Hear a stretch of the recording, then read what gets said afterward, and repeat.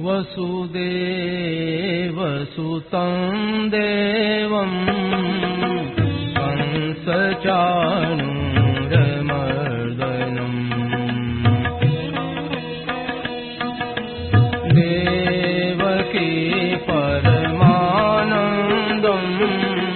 कृष्णं वन्दे जगद्गुरुम्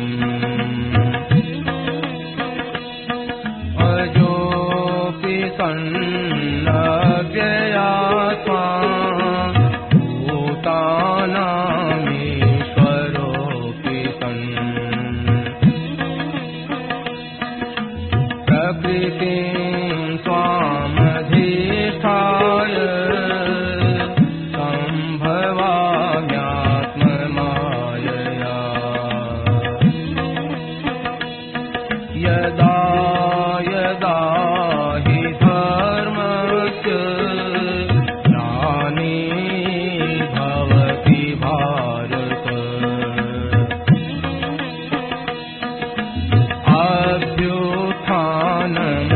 अभ्युत्थानमधर्मस्य तदात्मानं सृजाम्यहम् परित्राणाय साधूनां विनाशाय दुष्कृताम् धर्म संस्थापनार्थाय सम्भवामि युगे युगे जन्म कर्म च मे दिव्य एवं यो वेत्ति तत्त्वतः त्यक्त्वा देहं पुनर्जन्म नैति मामेति सोऽर्जुन वीतराग भय क्रोधा मन्मया मामुपाश्रिताः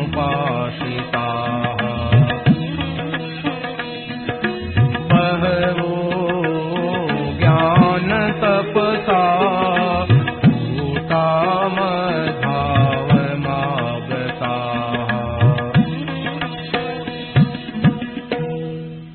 राम, यह प्रवचन परम श्रद्धेय स्वामी जी श्री राम सुखदास जी महाराज द्वारा अधिक आषाढ़ शुक्ल पंचमी विक्रम संवत 2053 अनुसार 21 जून 1996 को लगभग प्रातः 8:30 बजे गीता भवन ऋषिकेश में हुआ। राम पराकृतनवद्बन्धं परं ब्रह्म नराकृते सौन्दर्य सारगर्वस्नो वन्दे नन्दात्मजन्मो प्रपन्न पारिजाताय पुत्रवेत्रैकपाणये ज्ञानमुद्राय कृष्णाय गीतामृतदुहे नमः। वसुदेवसुतं देवं कंसचाणूरमर्दनं देवकी परमानन्दं कृष्णं वन्दे जगद्गुरुम्।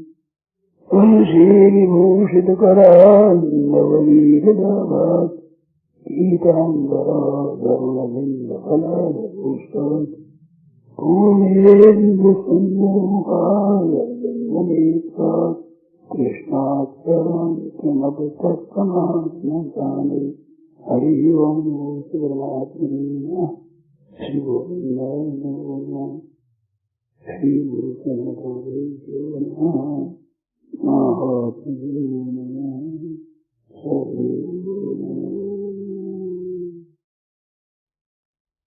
नारायण नारायण नारायण देव सर्वम। तो उसमें एक दृष्टि तो बताई थी मैं सेवक हूँ, सारा जगत परमात्मा का स्वरूप है। और दूसरी दृष्टि क्या नहीं रह गई या उनके समझ में नहीं आई, तो क्या दूसरी दृष्टि है? दूसरी दृष्टि है ये पूछते हैं। कल मैंने कहा वासुदेव सर्वम, एक ये दृष्टि है। एक दूसरी दृष्टि है जो मैं सेवक सचराचर राम रूप स्वामी भगवान ये दूसरी दृष्टि क्या है कि मैं सेवक बना भी नहीं रहता, मैं सेवक बन नहीं रहता। जैसे वासुदेव सर्वम है ऐसे शरीर प्राण मन इंद्रिया स्थूल सूक्ष्म ये भी वासुदेव ही है। इसको बीच मैंने किया था, मैंने कहा था आपसे, महाराज जी ने ये कहा है, मैंने कहा सुना है। तो ये कहा ऐसे ही मया तत्मिदं सर्वम। इस श्लोक में 2 श्लोक है, उन 2 श्लोकों में जो 9वें अध्याय के हैं, 4था 5वां, उनमें मैं सब में हूँ, सब मेरे में है, और मेरे में कोई नहीं है, मैं किसमें नहीं हूँ, 2 है। तो ये 2 दृष्टि है। जब तक दूसरे संसार की दृष्टि सत्ता दिखती है तब तो सब संसार में परमात्मा है और परमात्मा में ही सब संसार है, ये दृष्टि आती है। इसके बाद न भगवान में संसार है न भगवान संसार में है, किंतु भगवान ही भगवान है सभी। तो ये सृष्टि ऐसी बात बहुत कम मिलती है। ऐसे मिलने पर एक विचित्र अवस्था होती है। ऐसे संतों से बातें सुनी है मैंने, गीता में आता है, गीता में भी समझ में सब बातें ठीक आती नहीं है। मेरे ऊपर बीती हुई मैं बता रहा हूँ। मैं जानता हूँ, मैं गीता जानता हूँ, समझता हूँ, परंतु समझता नहीं गीता। ये वो मैं नम्रता नहीं, कोई प्रदर्शन नहीं कर रहा हूँ। संतों की कृपा से, महात्माओं की कृपा से जो बातें मिलती है वो पुस्तकों से मिलती नहीं, और संतों से मिलने के बाद पुस्तकों में मिलती है। वेद व्यास जी महाराज की वाणी में किसी तरह की किंचित मात्र भी कोई भी कमी है ही नहीं, परंतु वो पहले दिखती नहीं। तो शास्त्र में कोई कमी नहीं है, पूर्णता है, पर पूर्णता का अनुभव होता नहीं। तो मैं सेवक सचराचर रूप स्वामी भगवान, मैं सेवक हूँ और रूप स्वामी भगवान है सभी। उसमें मैं का अलग भाव होता है। नजीक तक बैठ जा भाई लोग, न ताला खुले है, ताली मिल जाए ताला खुल जाए, पर ताली सामने रखो ताला सामने खुलता नहीं। उसकी युक्ति बताओ, ऐसे ताली लगाओ तब पता लगता है। ऐसे ताला मैंने देखा, वो ताला खुलता नहीं, और अटकर बता दे तो बहुत सुंदर खुल जाता है। इसी तरह से सत्संग के द्वारा ऐसी विलक्षण बातें मिलती है, जो ताला खुल जाता है, वो बात सब दिखने लग जाती है, विचित्रता दिखने लग जाती है साफ साफ। और वो जब तक वैसी ताली न मिले तब तो ताला खुलता नहीं है, ऐसी बात है। तो ये जो बातें हैं, मया तत्मिदं सर्वम, भगवान में संसार है, संसार में भगवान है, भगवान में संसार है, यो माम पश्यति सर्वत्र सर्वं च मयि पश्यति, ये है। सर्वभूतस्थमात्मानं सर्वभूतानि चात्मनि कर्मणि अकर्मण्य वैश्य कर्म कर्मीय, ये 3 श्लोक है ना, कर्मयोग और भक्ति और ज्ञान योग के हैं, खास आधा कर्मणि अकर्मण्य कर्मीय, यो माम पश्यति सर्वत्र सर्वं च मयि पश्यति, सर्वभूतस्थमात्मानं सर्वभूतानि चात्मनि। चलो भाई बैठ जाओ, सब बैठ जाओ, है जैसे ही जैसी जगह मिले जैसे बैठ जाओ। गोविंद गोपाल की जय हो। वो ऊपर का कपड़ा भी साफ कर दिया जाए, चाहे कुछ समेटा हुआ है तो कम आता है। ये 2 जगह खाली है तो ऊपर लगा देना चाहिए। पेड़ के कारण महाराज नहीं हो पा रहे, पेड़ के कारण नहीं हो पा रहा है, पेड़ों की वजह से नहीं हो पा रहे।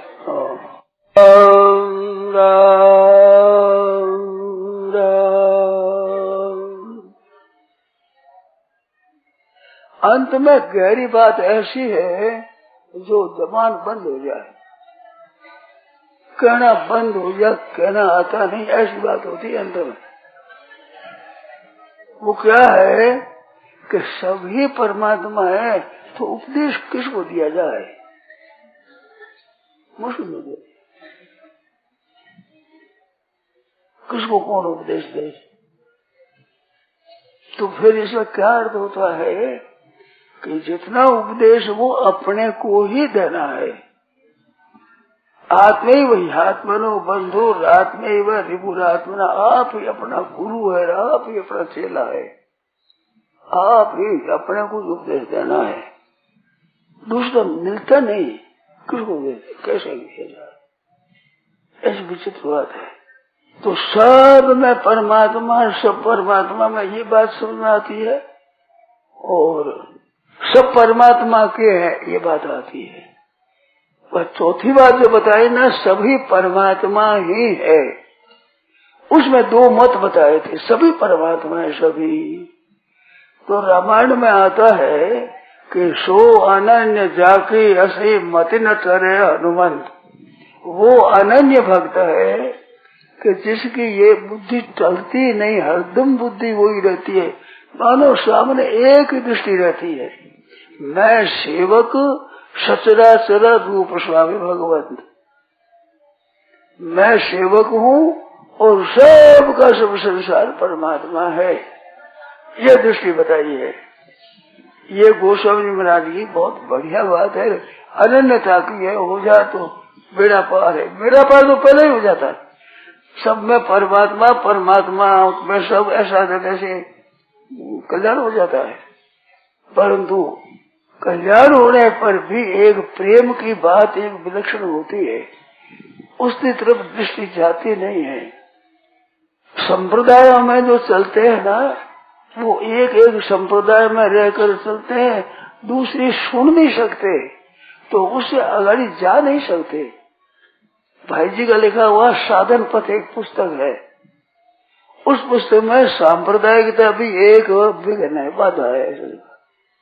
आपने पढ़ा होगा, बहुत पुरानी पुस्तक है, बहुत वर्षों में लिखी हुई, मैंने पढ़ी है वो। तो ऐसे एक गुरु है, एक संप्रदाय है, ये करे तो उनसे फिर छुटकारा बड़ा कठिन है। गीता में ये बात आई है 52 और 53 में, दूसरा अध्याय की, यथाते मोह कलिलम, यह संसार का मोह दलदल है। और इसी बात में श्रुति प्रतिपन्ना, शास्त्रों के, संप्रदायों के, आचार्यों के अनेक भेद है, ये जाल कम नहीं है, इस जाल से निकलना बड़ा मुश्किल है। ऐसा है जैसे माता पिता स्त्री पुत्र भाई संबंधी कुटुंबी अपने कुटुंब के, ये एक मोह कलिल है, इससे कम नहीं है वो मोह कलिल। श्रुति प्रतिपत्ति जल्दी निश्चय कर नहीं सकते। अब दोनों मोह कलिल और ये श्रुति प्रतिपत्ति को तरने की आवश्यकता है। तो ये आवश्यकता है, तो वास्तव में सब परमात्मा ही है, तो सर्व परमात्मा है, मैं सेवक हूँ। और दूसरी इसमें बात ये है कि मैं सेवक हूँ, ये बात नहीं है, सभी परमात्मा ही है। तो सभी परमात्मा है, तो ये शरीर और ये शरीर सब ही परमात्मा ही है।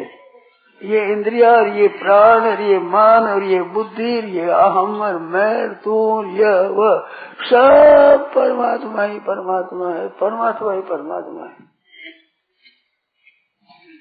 ऐसी स्थिति हो जाने से कैसे होता है कि जैसे कोई गंगा जी में, गंगा जी के जल से गंगा जी की पूजा करे, गंगा जी की पूजा करे गंगा जी के जल से, जैसे समुद्र के जल से समुद्र का तर्पण करे, समुद्र तृप्यंता, तर्पण में समुद्र का नाम आता है। समुद्र का तर्पण करो, मानो समुद्र को जल पाना। तर्पण का मतलब तृप्त करना, किसी पानी से तृप्त, उसको तर्पण कहते हैं। तो समुद्र का तर्पण होता है। हम जल मामूली यहाँ बैठे हैं, गंगा जी के जल से समुद्र का तर्पण होता है। जैसे पितरों का तर्पण होता है, विष्णु जी का, और सबका तर्पण करते हैं, भूत प्रेत पिशाच सबका तर्पण, ऐसे समुद्र का भी तर्पण होता है। तर्पण मानो समुद्र को भी जल पाया जाता है। ऐसे ही सूर्य भगवान का पूजन आरती दीपक से करते हैं। दीपक लेकर के भगवान की आरती करते हैं, सूर्य भगवान की, उनको दीपक दिखाते हैं।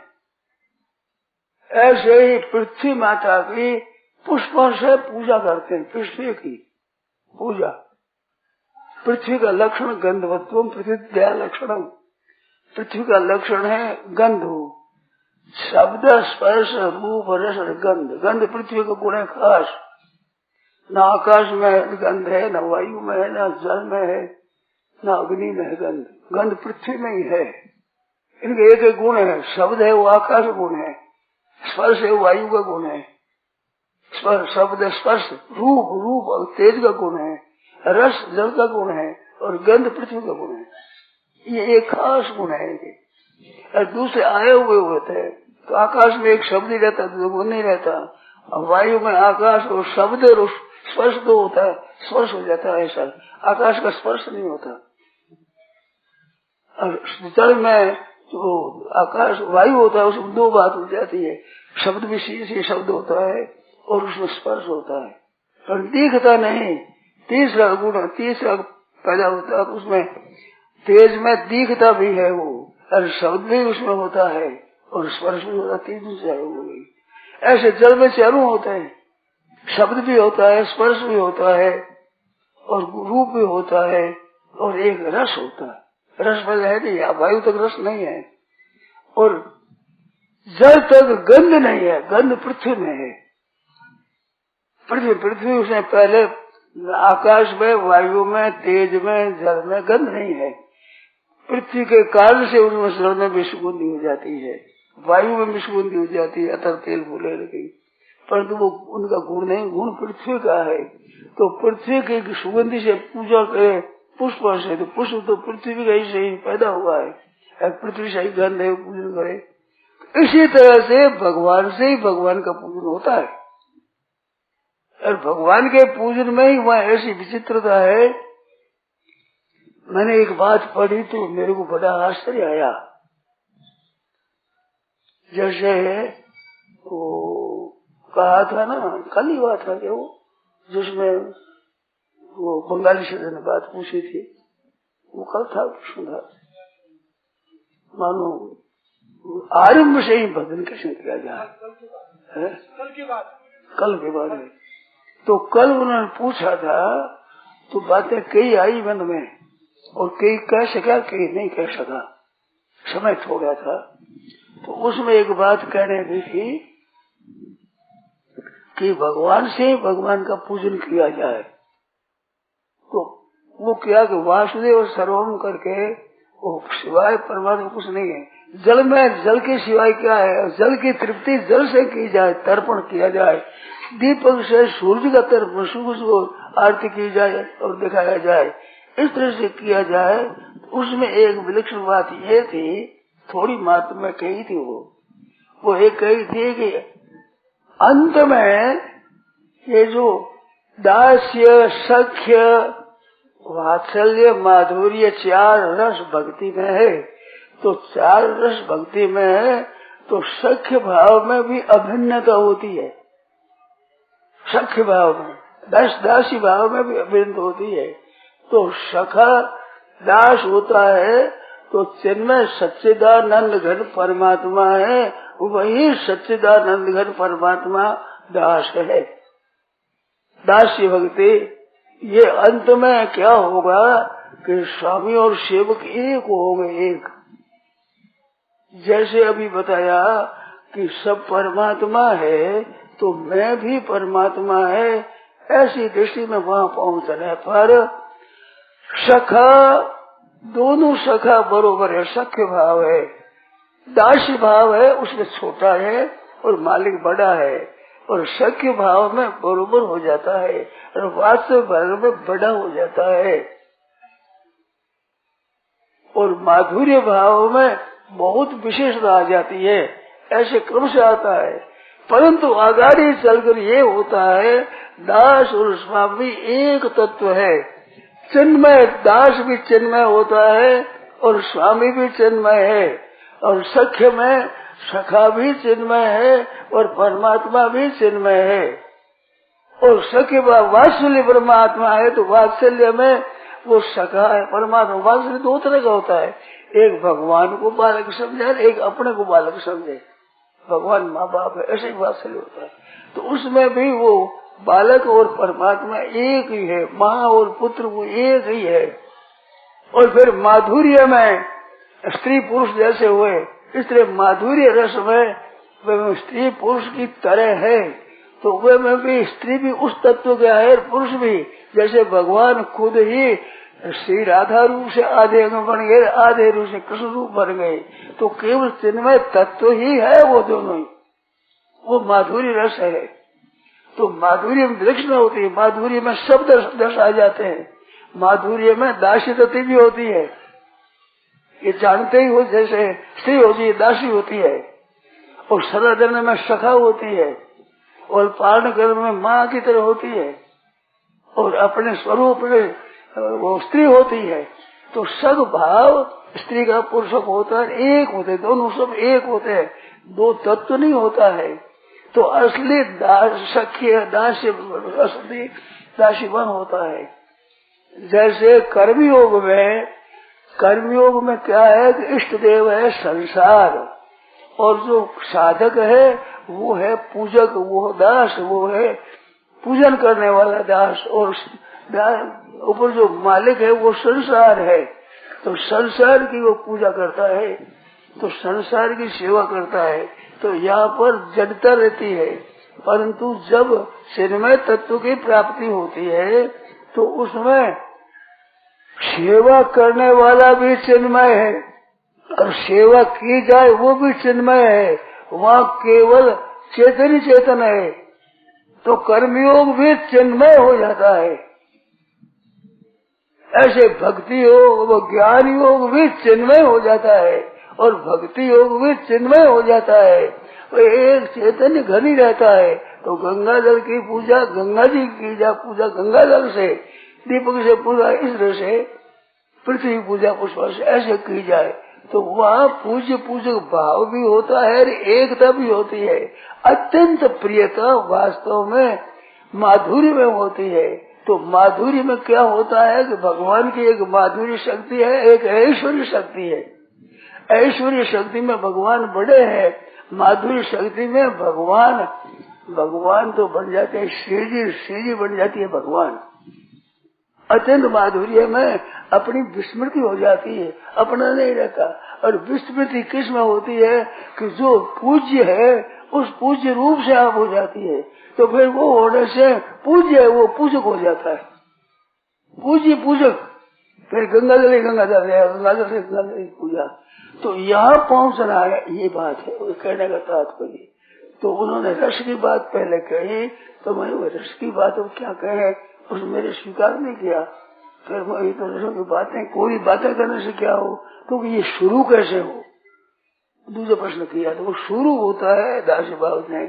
तो वो जो चिन्मय तत्व है उसकी प्राप्ति दास्य भाव आरंभ में होता है, और असली दास्य भाव होता है वहाँ दास और स्वामी दो तत्व नहीं होते, चिन्मय तत्व होता है, जड़ता नहीं होती। कर्मयोग पहली जड़ता में चलता है, ये भौतिक साधना है, और ज्ञान योग आध्यात्मिक साधना है, और भक्ति आस्तिक साधना है, ये आस्तिक साधना। परंतु अंत में जाकर सबके सब चिन्मय हो जाता है। कर्मयोग भी चिन्मय, और ज्ञान योग भी चिन्मय, और भक्ति योग भी चिन्मय। ये सब होता है तब असली पूर्णता होती है।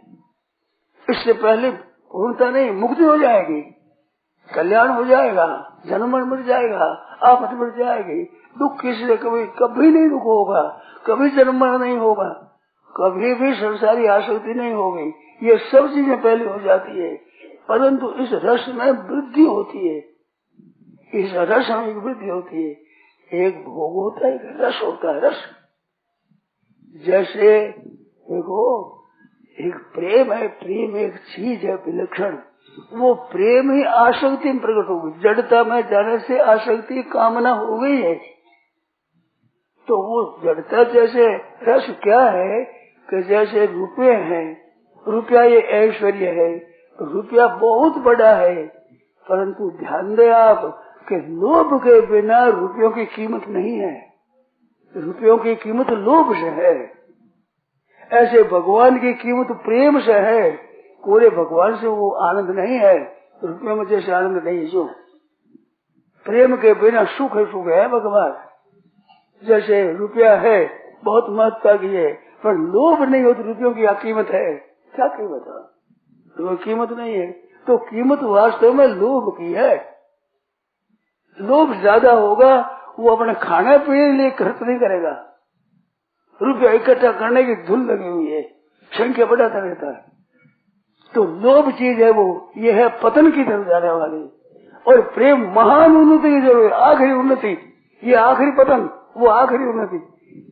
लोभ के कारण चोर है, डाकू है, अन्याय है, झूठ कपट है, विश्वासघात है, ये सब लोभ में आते हैं। तो ये पतन के पतन खास लोभ और भोग, ये दो खास।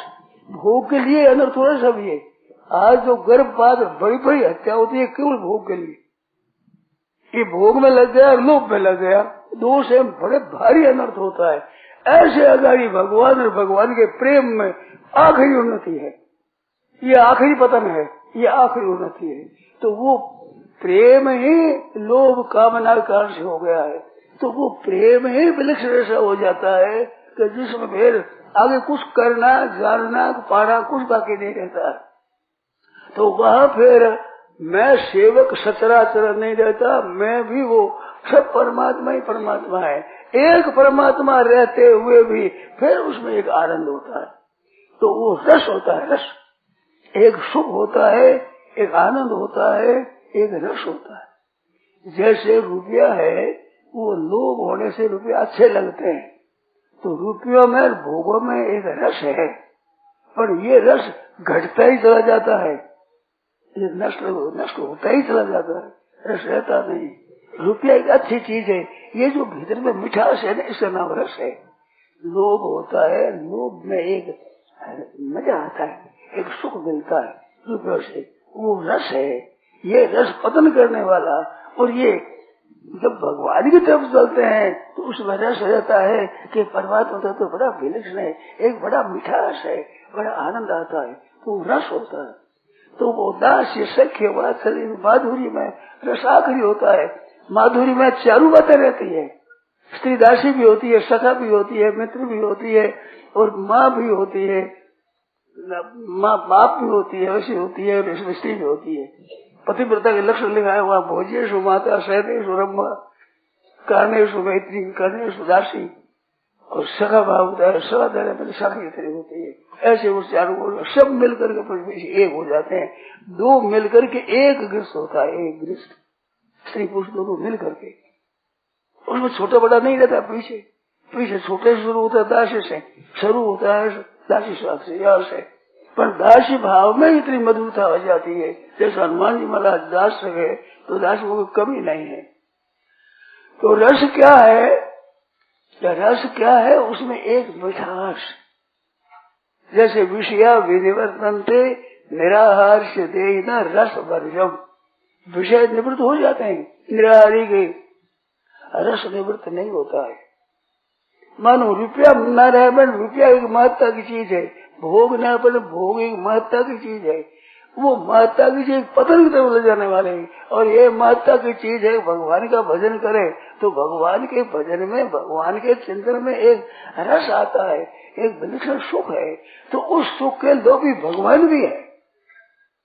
जैसे भगत सुख का लोभी है, ऐसे भगवान भी प्रेम के लोभी है। उनको तृप्ति नहीं होती है, मिले ही रहत मानो कबहू मिले ना।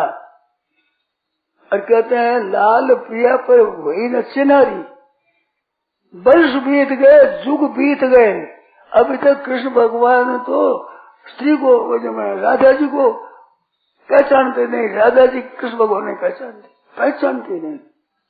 एक तरफ आकर्षण ऐसा होता है, वो रस ही रस मिलता है, वो रस का नाम ही रास है।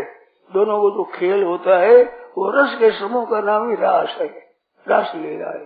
तो उसमें महाराज एक आकर्षण ही आकर्षण, प्रियता ही प्रियता बढ़ती है, उसमें कोई एक शब्द स्पर्श रूप रस ये नहीं है, एक रस बुद्धि है, एक प्रियता है। तो प्रियता जो चीज है वे प्रियता के सब ही रदास है। भगवान को भी प्रियता अच्छी लगती है, भक्त को भी प्रियता अच्छी लगती है। जैसे पतन में, रुपया में, भोगों में एक प्रियता आकर्षण होता है, इस तरह से उस तरफ हुआ भगवान में और भगवता में होता है। तो जैसे लोभ है ऐसे ही भक्ति होता है, तो भक्ति में उसमें आनंद आता है। उसका थोड़ा नमूना हमारे सत्संग में रस आता है और कीर्तन में रस आता है ना, तो वो भोग नहीं है, वो भगवत संबंधी रस है। रस वो रस की वृद्धि होती है। तो विषय निवृत्त हो जाने में विषयों में महत्ता रहती है, रुपये न रहने पे रुपयों में महत्ता रहती है। ऐसी विलक्षणता भगवान में रहती है, वो उस विलक्षण का अंत नहीं आता, निरंतर रस बढ़ता है, निरंतर आनंद बढ़ता है।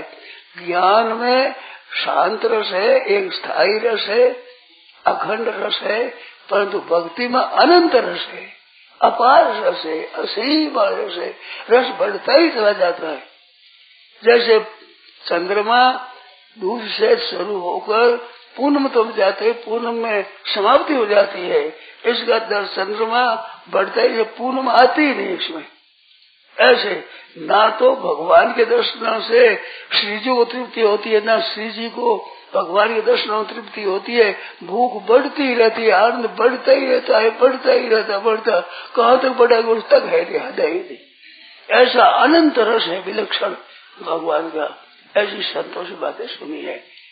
अब इसमें कोई बात पूछो, जैसे कहा ना, वहाँ मैं सेवक नहीं रहता है, वहाँ सेवक एक हो जाते हैं। चिन्मय वो एक होकर दो होते हैं, ज्ञान में तो दो होकर एक होते हैं और भक्ति में एक होकर दो होते हैं, एक होकर दो होते हैं।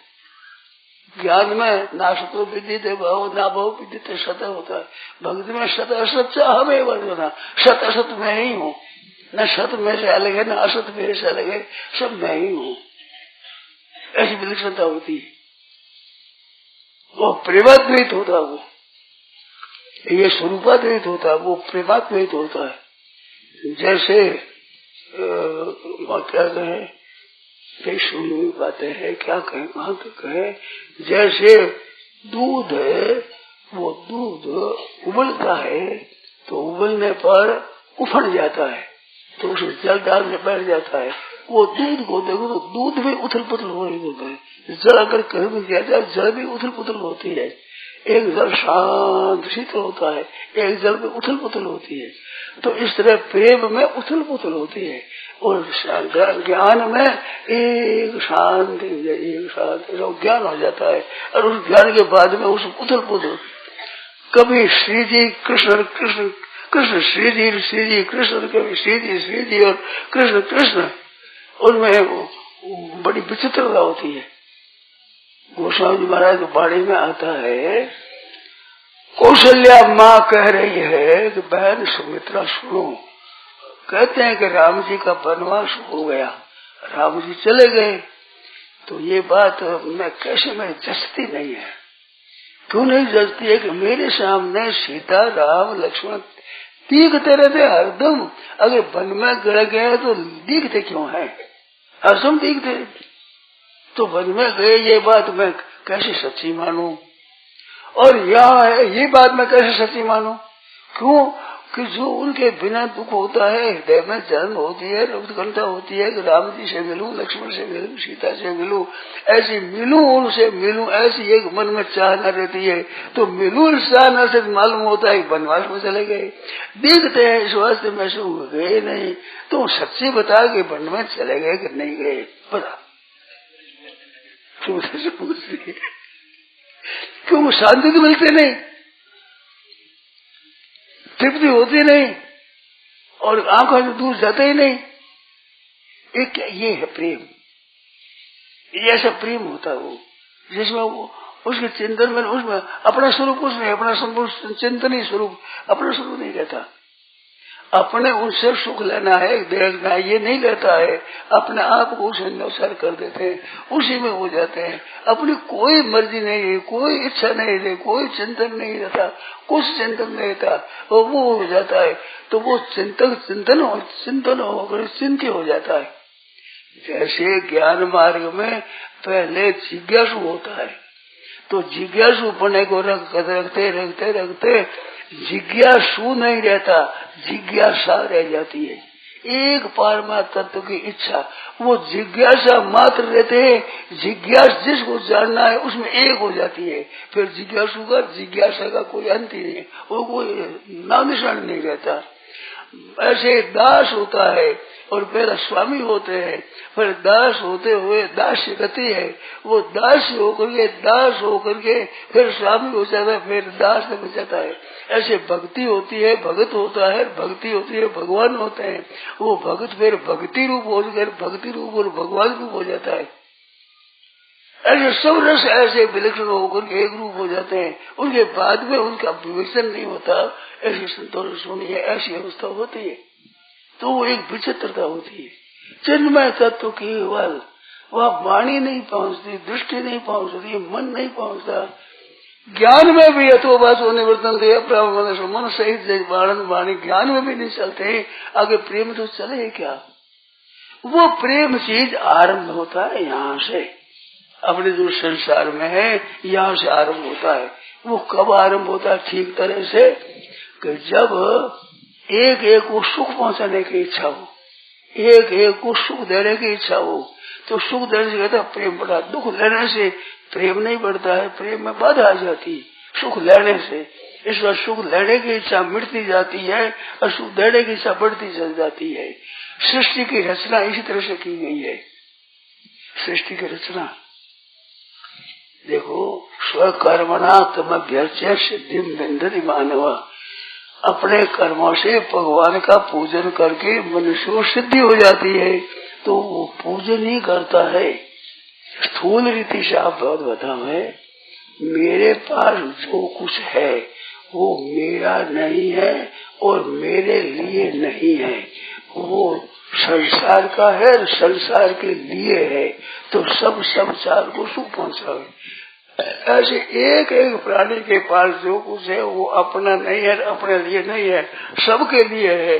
ऐसी सृष्टि के कोई धनी है, कोई गरीब है, कोई विद्वान है, कोई मूर्ख है, कोई कमजोर है, कोई बलवान है। इसका अर्थ क्या हुआ कि बलवान है उसका बल निर्बल के लिए है, निर्बल का निर्बलता बलवान के लिए है। मानो अपना बल निर्बलों का है, हमारा नहीं है। धन हमारा नहीं है किंतु निर्धनों का है, उनको ही अर्पण करना है, और वे अपना उद्योग धन के अर्पण करता है। तो ऐसा संसार की रचना है। ये स्वार्थ छोड़ करके सेवा करने से ये तत्व मिलता है। तो संसार में ऐसा ही भाव होना चाहिए। थोड़ी गंदी बात है एक, वो समझने के लिए बतावे। स्त्री है, वो स्त्री अपने लिए, अपनी नहीं, अपने लिए पति के लिए है, पति अपने लिए नहीं है, पत्नी के लिए है। ऐसे माँ बाप है, पुत्र के लिए है, पुत्र माँ बाप के लिए है, भाई भाई के लिए, अपने लिए नहीं है। ऐसे बहन बहन भाई के लिए है, बहन भाई बहन के लिए है, माँ बाप संतान के लिए है, संतान माँ बाप के लिए है। ऐसे परस्पर होने से प्रेम बढ़ता है। अब आज तो बिल्कुल विपरीत दशा हो गई, बहुत नीचे चले गए। ये संसार की रचना इसे स्वकर्मणा तमभ्यर्च्य सिद्धिं विन्दति मानव। ब्राह्मण अपने कर्मों के द्वारा, ब्राह्मण क्षत्रिय वैश्य शूद्र चारों की पूजा करे। क्षत्रिय अपने कर्मों के द्वारा ब्राह्मण क्षत्रिय वैश्य शूद्र की पूजा करे। वैश्य अपने कर्मों के द्वारा ब्राह्मण क्षत्रिय वैश्य शूद्र की पूजा करे। शूद्र अपने कर्मों के द्वारा ब्राह्मण क्षत्रिय वैश्य शूद्र की पूजा करे। उनको चारों को सुख पहुंचावे। ये हमारी सृष्टि की रचना है। आपके पास जो चीज है, जैसे निर्धन के धन की भूख है, धन की जो चीज है, धन मिल जाए तो निहाल हो जाओ, पर धन जिसके पास प्रजा है वो धन से निहाल नहीं होता है, वो धन और मिले और मिले और मिले, ये दरिद्रता बढ़ती ही चली जाती है। उसे दो मैंने बात बताई, दो बात होती है। एक तो धन कम मालूम देता है, लखपति करोड़पति हो जाए तो अपना धन कम मालूम देगा कि कम है, हमारे पास कम है, कम है, कम है। एक बात तो ये होती है। दूसरी बात एक विचित्र वो बताई थी मैंने, संतों से सुनी हुई पढ़ी हुई बताता हूँ। जो वास्तव में लोभ रहित है, परमात्मा तत्व को प्राप्त हुए हैं अथवा दूसरे साधक भी है, उन साधकों पे भी वह दरिद्रता नहीं जाती जो लखपति करोड़पति रहती है। उनको वस्तु वक्त पर अपने वस्तु मिलती नहीं, आवश्यकता घड़ी के घड़ी नहीं मिलती। वहाँ रोटी की भोजन की आवश्यकता है, वो भोजन मन से नहीं मिलता करोड़पति को लखपति को, उसमें कमी रहती है। अब ये बात समझ में नहीं आती तो थोड़ी देर से आप समझ सकते हो। कारण क्या है? संगवात्मा है, साधक है, सिद्ध है, उनकी कमी नहीं रहती, वस्तुओं की कमी नहीं रहती। उनकी आवश्यकता हुई है जिससे वस्तु पहला मिलती है, और उनकी आवश्यकता रहती है वस्तु मिलती नहीं है। जिनके वस्तु में ज्यादा है, रुपया ज्यादा है, उनके रुपयों की कमी रही, रुपया मिलते नहीं, वस्तु मिलती नहीं है। और जिसके आशा तृष्णा चली गई, कामना चली गई, उनके वस्तु पहले मिलती है, आवश्यकता पीछे पता होती है आवश्यकता है। ये क्यों होता है? देखो, रुपयों वालों के लिए रुपयों की भूख है, भोजन करने पर भोजन में कमी है उनके, और जो साधक है अरिषद है उसके भोजन की कमी नहीं होती, रुपये की कमी नहीं होती। कारण क्या है? जो चीज मिलती है चीज के ऊपर दृष्टि होती है तो चीज कम मालूम देती है। एक तो कम मालूम देती है और एक कमी रहती है। क्यों? भोगेच्छा है। इसका तत्व बताओ। तत्व जो त्यागी होते हैं वो अपने निर्वाह के लिए लेते हैं, निर्वाह से अधिक चीज है नहीं, लेते ही नहीं, चाहिए ही नहीं। और आवश्यकता है, अपनी एक कामना होती है, आवश्यकता होती है। तो आवश्यकता होती है, वो आवश्यकता उसकी होती है जो भूख होती है। और जो वास्तव में विरक्त नहीं है, साधक नहीं है, सिद्ध नहीं है, उनके अपनी आवश्यकता से अधिक इच्छा होती है। वो इच्छा होने से दरिद्रता होती है उनके, और उनके इच्छा न रहने से धनवत्ता होती है। दूसरे शब्दों में कहूँ, मेरे कहने में कठिनता हो रही है। जैसे भोजन की इच्छा हुई तो उनके केवल भूख दूर करने की जो होती है, तो भोजन में कमी नहीं मालूम होती। अरे भोगी होते हुए कमी देते, थोड़ी चटनी हो जाए तो बड़ा अच्छा है। अरे चटनी क्या होती यार, थोड़ी पुदीने की पत्ती डाल दी तो सुगंधी हो जाती। क्या बोले? हाँ बहुत ठीक है, पर थोड़ा सा नींबू नीचे देते क्या चाय का बढ़िया हो जाता। अब उन बढ़िया घटिया ही घटिया होता ही रहता है, क्योंकि कामना है, इच्छा चाहना है। और उनके चाहना नहीं होती तो अपने पूर्ति का तो भगवान के यहाँ प्रबंध है, मन कामना के पूर्ति का प्रबंध भगवान के पास भी नहीं है। तो उसकी दरिद्रता बढ़ती चली जाती है। वस्तु मिलने पर वस्तु से संतोष नहीं होता, क्योंकि उन्हें कामना पूर्ति कैसे हो? आवश्यकता तो पूर्ति, तो पेट भर तो जाता है, लेकिन पेट भरने पर भी भीतर में खाने की रुचि। गांधी जी का आस्वाद पुस्तक है, उसमें मैंने देखा एक, उन्होंने कहा कि मैंने ऐसे आदमी देखा है, पेट भर खा लेते हैं, फिर उल्टी करके फिर खाते हैं, खाने की मन में ज्यादा रहती है, पेट भर जाता है, खा सके नहीं बेचारे। अब ये आफत है, रुपये मिल जाते हैं, बड़ी रुपये संतोष नहीं होता, फिर करो, रुपया फिर करो। ये आसक्ति ये मिटती नहीं, ये दरिद्रता नहीं मिटती, और विचार के द्वारा ये टिकती नहीं। थोड़ा सत्संग करे और संतोष, ये दरिद्रता टिकती नहीं। दो तरह से, एक तो आवश्यकता में आ जाती है, उनकी आवश्यकता नहीं आती। क्यों? कि वो आवश्यकता में पूर्ति नहीं चाहते, तृष्णा उन्हें लग गई आगे। अब तृष्णा की पूर्ति कैसे हो? तो वे दरिद्री रहते हैं इस तरह से।